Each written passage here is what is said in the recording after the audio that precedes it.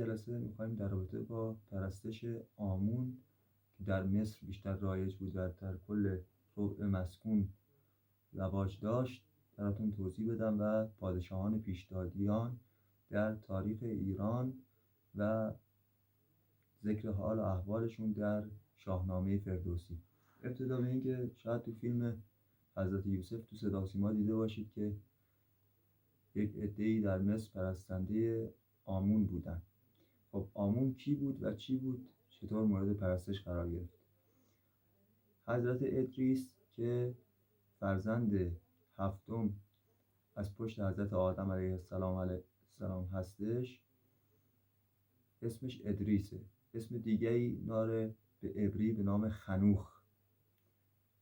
بعد ایشون شاگردان زیادی داشتن حضرت ادریس.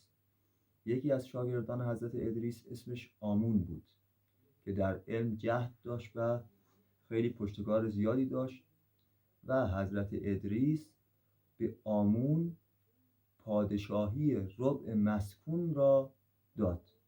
خب حالا هر جا توی اون کتاب‌های قدیم یا کتاب‌های جدید مطالعه می‌کنید، ربع مسکون یعنی 1/4 جایی که بشه سکونت کرد. در کتب تاریخ عموماً به مناطقی از زمین که قابل سکونت هست میگن ربع مسکون. یعنی هر جا میگن ربع مسکون یعنی کل قاره هایی که تا اون زمان شناخته شده بوده و قابلیت زندگی داشته. پس ربع مسکون یعنی تسلط بر کره زمین. خب حضرت ادریس به آمون این قدرت رو داد و چند تا هم نصیحت به اون کرد و گفت تو میتونی بر اینها فرمان روا باشی. وقتی که آمون حکومتش رو شروع کرد، یعنی زمانی بوده که حدود فکر کنم 1500 سال بعد از خلقت حضرت آدم بوده. کم و بیش داره ولی تقریبا همینقدر بوده. اولین پادشاه روی زمین آمون بود. آمون حکومت کرد. وقتی که میخواست فوت بکنه، ابلیس یه تندیسی رو از حضرت ادریس علیه السلام توی خانه آمون برد. گفت به آمون که این تراشه پیکره استاد تو حضرت ادریسه. و خب آمون هم که پیامبر که نبود آمون اسمت داشته باشه. این تندیس رو که دید مثل یه عکس حضرت ادریس علیه السلام بود. آمون دلش آروم میگرفت این عکس رو میدید و خب اینو داشت تو خونش. وقتی که فوت کرد آمون، مردم اومدن تو خونش. ابلیس به شکل شخصی عارفی در اومد به مردم گفت نگاه کنید این پیکره‌ای که تو خونش هست این بته. این بت حضرت ادریسه. این چون حضرت ادریس رو میپرستیده، بت پرست بوده خود آمون، به این درجه رسید از علم و حکومت رسید. خب حالا شما چیکار کنید مردم؟ شما هم بیایید یه تندیسی از خود آمون درست بکنید و اون رو عبادت بکنید. حالا که آمون مرده تندیسش رو درست کنید. آمون هم همین کار رو میکرده. وقتی ادریس مرده بوده تندیسش رو داشته و اون رو عبادت میکرده. اینو ابلیس اشاعه داد. مردم شروع کردن به پرستش آمون. اینجا شد آمون خدای مردم روی کره زمین. اولین بتی که پرستش شد توسط مردم روی کره زمین. حالا عده دیگری از فرزندان حضرت آدم علیه السلام این بت رو نمی پرستیدن و خداوند رو می پرستیدن، ولی خلقت بیشماری پرستنده آمون بودن. اینجا این سوال برای همه پیش اومده بود که آمون از کجا اومد، چجوری هست. این فلسفه آمون این بود و یه خدای دیگه هم در مصر هستش به نام رع که اون خدای خورشید گرفته شده از اون و اون باز داستان دیگه ای داره که در جای دیگه خواهم گفت. اما در رابطه با پادشاهانی که بر ایران حکومت داشتن، اولین پادشاهی که بر ایران حکومت کرد مقارنه داشت با حضرت نوح علیه السلام که خنوخ یا حضرت ادریس میشه پدر بزرگ نوح میشه. میشه در واقع پشت 10 یا 11 حضرت آدم علیه السلام و کیومرث مطابق مقارنه با حضرت نوح حکومت کرد. کیومرث فرزندی داشت به نام سیامک خلاصه براتون میگم.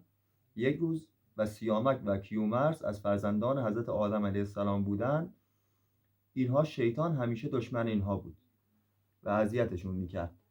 تمام نسل حضرت آدم اگر پرستنده بت نبودن و پیروان قابیل، فرزندی که انحراف پیدا کرده بود از حضرت آدم نبودن، اینها رو شیطان اذیت میکرد. و خب این شد که یک روز حضرت کیومرث رفت پیش فرزند خودش. از اینکه من میگم حضرت کیومرث چون بعضی ها کیومرث رو اولین انسان روی کره زمین میدونن. از مغان ایران و از زرتشتیان معتقدن که کیومرث همون آدم ابوالبشر هست، ولی طبق روایات و تاریخ اینطور به سند میرسیم که با حضرت نوح هم دوره بوده و پشت 10 یا 11 حضرت آدم بوده. کیومرث میره به فرزندش سر بزنه. در راه که میره به سیامک فرزندش سر بزنه، جغدی رو میبینه که صدای خودشو داره تکرار میکنه. وقتی که این صدا به گوش کیومرث رسید، یک وسوسه، یک فکری، یک دغدغه او رو گرفت. تا اون زمان روی زمین کسی صدای جغد رو شوم نمیدونست. حالا شاید بپرسید بگید این فلسفه جغد چیه که شومه؟ از اینجا شروع شده. کیومرث وقتی این صدای جغد رو شنید، به فال خوبم نگرفت، به بدم نگرفت، فقط استرس اینو گرفت. وقتی رفت به جایی که فرزندش سیامک بود، دید فرزندش رو دیوان کشتن و بعد گفت بله، پس اون صدای جغد حاکی از این بود که فرزند من اینجا کشته شده. و خب کیومرث بعد از اینکه فرزندش از بین رفت، بعد از غصه و غم بسیاری 30 سال حکومت کرد. حکومت کیومرث بر زمین 30 سال بود. بعد از او فرزند او به ترتیب میشن پادشاهان ایران که میشن، اینجا رو کاغذ براتون میخونم، یا کنید به ترتیب اشاره شده میشه. کیومرث هستش که اولین پادشاه است، یا به قولی آدم ابوالبشر هستش. بعد از او سیامکه که سیامک نتونست پادشاهی بکنه. بعد از او هوشنگ به سلطنت رسید. هوشنگ جنگ بسیار بزرگی با دیوان شروع کرد، ولی موفقیت آنچنانی به دست نیاورد، تا اینکه بعد از او طهمورث به حکومت رسید. طهمورث تونست بر شیاطین و دیوان پیروز بشه و لقب او شد طهمورث دیوبند. طهمورث دیوبند، برای او به اون میگفتن که دیوان رو در بند کرد. منطقه‌ای که اینها سکونت داشتن روی کره زمین تو سرزمین افغانستان تقریبا بوده، افغانستان کنونی، منطقه تو اون سیطه اقلیمی زندگی میکردن. بعد از طهمورث دیوبند جمشید پادشاه ایران میشه. جمشید که پادشاه ایران میشه خیلی جالبه اینجا. جمشید عباس اینا همه یکتاپرست بودن. خود حضرت کیومرث یکتاپرست بود، فرزندانش اینا همه یکتاپرست بودن. هوشنگ یکتاپرست بود، طهمورث یکتاپرست بود، برای همین شیطان هم دشمن اینها بود. رسید به جمشید. جمشید که پادشاه شد 400 سال به عدالت بر زمین حکومت کرد، بر مردم، بر ربع مسکون یا بر کل کره زمین حکومت کرد. در این 400 سال خداوند یکتا را عبادت میکرد و مردم رو به خدای یکتا دعوت میکرد، تا اینکه بعد از 400 سال ابلیس تمام فکر خودش و هم خودش رو جمع کرد که این رو فریب بده. چیکار کرد؟ رفت به شکل یک ملکی خودش رو در آورد، اومد پیش جمشید. بعد به جمشید گفتش که جمشید، میدونی تو قبل خودت و زندگی قبل از خودت رو فراموش کردی؟ گفت چطور مگه؟ چجوری فراموش کردم؟ گفت من فرشته خدا هستم و تو قبل از این که روی زمین بیای خدا تو بودی جمشید. تو خداوند بودی و در ملکوت آسمان و زمین قدرت داشتی و همه چیز رو تو خلق کردی، ولی عده‌ای با تو دشمن شدن در آسمان ها و زمین و پس از عداوت خودشون تو رو تبعید کردن به اینجا روی زمین و تو فراموش کردی که خدا بودی. و یه دلیلی که استدلالی که برای جمشید آورد که اون قانع شد این بود که گفت نگاه کن حکومت زمین به تو داده شده، چقدر از تو آدم مؤمنتر و پاکتری روی زمین وجود نداره. خب این دلیل بر این پاکی توست، خدا تو بودی. اینقدر گفت تا جمشید باور کرد. جمشید 400 سال حکومت کرد به خداپرستی، 400 سال هم حکومت کرد به بت پرستی. به چه شکل؟ 5 تا بت ابلیس بهش گفت از صورت خودت بتراش و به اقالیم مختلف بفرست تا مردم صورت تو رو بپرستن. حالا این 5 تا بت توی کتاب قرآن هم ذکر شده تو سوره نوح که توی سوره نوح میگه دیگه اسم بت‌ها 5 تا بت رو نام میبره، میگه حضرت نوح باهاشون صحبت میکنه، میگه ما میخوایم این 5 تا بتمون رو بپرستیم، بت ود و سوا و یغوث و یعوق و نصر. اینها تا زمانی که حضرت محمد هم به نبوت رسید هنوز عبادت میشدن در عربستان و کشورهای دیگه. این 5 بت رو فرستاد به کشورهای دیگه و همه رو مجبور کرد جمشید که بت بپرستن. 400 سال مردم رو به بت پرستی و پرستش خودش مجبور کرد دیگران رو، تا اینکه خداوند بر او خشم گرفت و ضحاک رو بر او غالب کرد.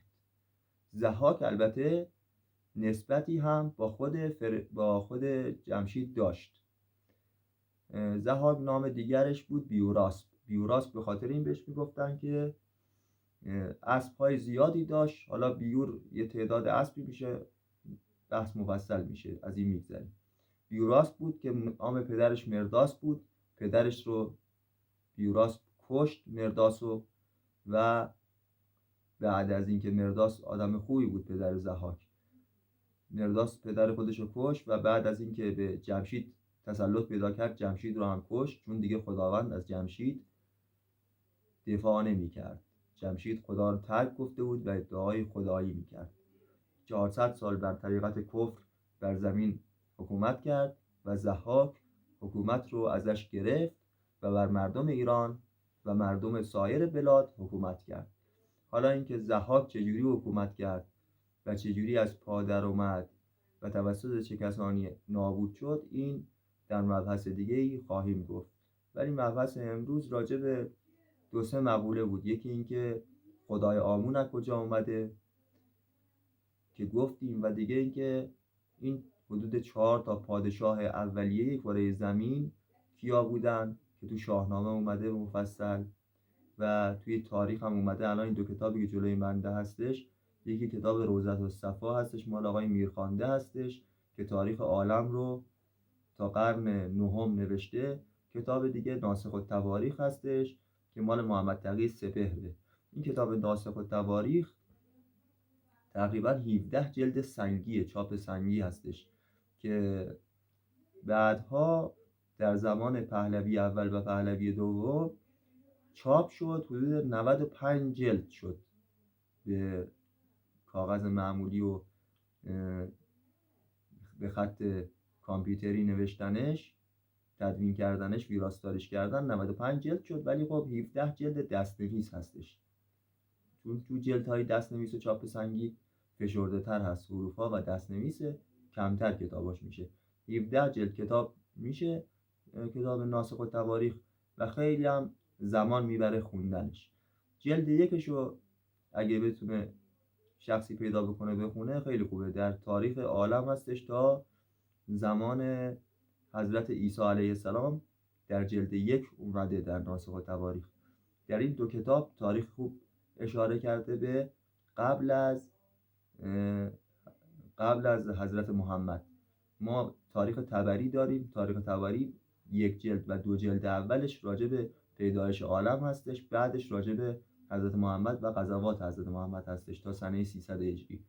ولی این 2 کتاب ناسخ التواریخ و کتاب روضة الصفا میرخوانده در رابطه با پیدایش عالم توضیحات مفصلی داره که رفرنس ما این کتاب ها بود که براتون صحبت کردم. کسی اگه میخواد مراجعه کنه، تحقیق کنه، به این 2 کتاب رجوع کنه به سوالات خودش میرسه. و این بت هایی که خلاصه در سوره نوح علیه السلام خداوند نازل کرد بر پیامبر، نام بت ها رو یکی یکی نام میبره. شما نگاه کنید، میگن یکی که جلوی حضرت علی ابن ابی طالب وایستاد عمرو ابن عبدود بود. یعنی چی؟ عمرو فرزند عبدود یعنی بنده ود، یعنی خدای ود این بنده عبدود بود، بنده ود بود، این بت پرست بود، بت ود رو میپرستید. یعنی تا زمان حضرت محمد هم اینها اون 5 تا بت که جمشید درست کرده بود موند بین مردم و بت پرستی اشاعه پیدا کرد و شروع شد. حضرت علی با کسی جنگید که فرزند عبدود بود، فرزند بنده بت ود. هنوز هم در اختفا و جوری که کسان زیادی نفهمند، مخفیانه عده زیادی این بت‌ها رو میپرستند و از اینها کمک میخوان و مشرک هستند. ما از این قضیه عبور میکنیم، یعنی فکر نکنید قائله تموم شده. خیلی ها هستن از این طریق اموراتی رو انجام میدن، در زندگی مردم مشکلات ایجاد میکنن با کمک گرفتن از این بت‌ها که پشت هر بتی یه شیطانی هست. پشت هر بتی یه شیطان یا شاید هزاران شیطان وجود داره که وقتی شخص رو به یک بت میکنه در واقع رو به شیطان میکنه و این شیاطین اون رو کمک میکنن، یاری میکنن. جایی ما داریم حتی در قدیم که وقتی بت رو عبادت میکردن، بت‌ها، شیطان از طریق بت‌ها با اونها صحبت هم میکرده. اینطور نبوده که یک آدمی ساده و نفهم باشه باید که سنگ رو عبادت کنه.